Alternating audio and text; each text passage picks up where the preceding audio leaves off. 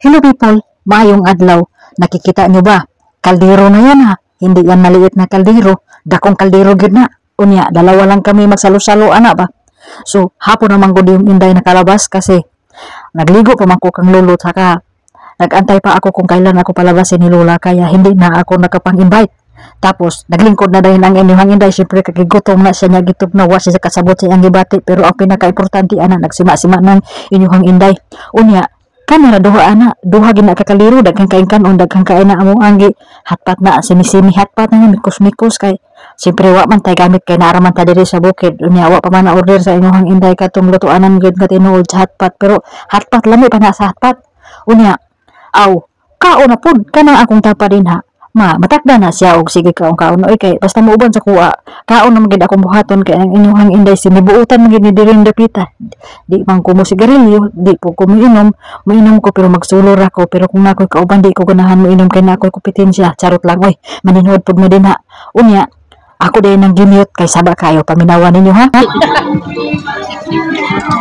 Dili ba dungog o kinsay nag-istorya o kinsay nagpa-music kaya nagpa-music di handapita. Dili lang kay tulo ka grupo ang nagpa-music unya na apoy mga kaigsuonan nato nga indoy diha sa kilid na apod sila music so maglibog ang ato ang bilunggan ko kinsay ato ang paminawon di na ninyo madungog unya kami gid nasa ko ang kauban anigang silingan. Wa na gid may plaster kay wa na gid may lamisa tungod sa kadaghan nga nangabot nga diha pod sila magsaulog sa ilahang New Year kay syempre diri sa bukid labi man gid dinhi magsupa-supa magluto-luto pwede nimong lutuon ang tanan nimong gustong kaon basta naa lang kay budget parehas anang amuha mikos-mikos na pero busog kay mi ana wa gid na mo nato nga og kaon pero ay ipabor na nako padala sa yaha kay daghan man ko pagkaon diri sa balay ni lola pero natagbawan gid mi kaon natagbawan gid amo ang ginawa unya kani ang inyong inday kay kalimot na ko bukas ay binalikan ko yung bukas oy nagkunwari ako na nabilin ko yung cellphone ko pero malabong mangyari na maiwan ko yung cellphone ko sa bahay ng aking amo bumalik talaga ako kasi kinuha ko yung drinks at saka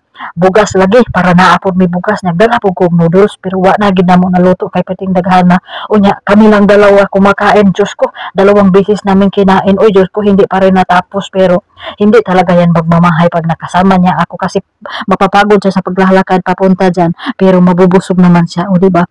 at saka pasensya talaga yung mga gustong sumama sa akin hindi ko pa kayo na PM na isaman ay uban diyan sadyang kapos lagi ako sa aking oras at saka kapos sa ang inday ninyo sa budget talaga sadyang hindi ko kayo lahat ma-accommodate sa susunod pag nagkaroon ako ng kuting blessing isasama ko kayo mga gustong sumama sa akin sa ngayon talaga na handito ako sa aking amo yung labas ko ano talaga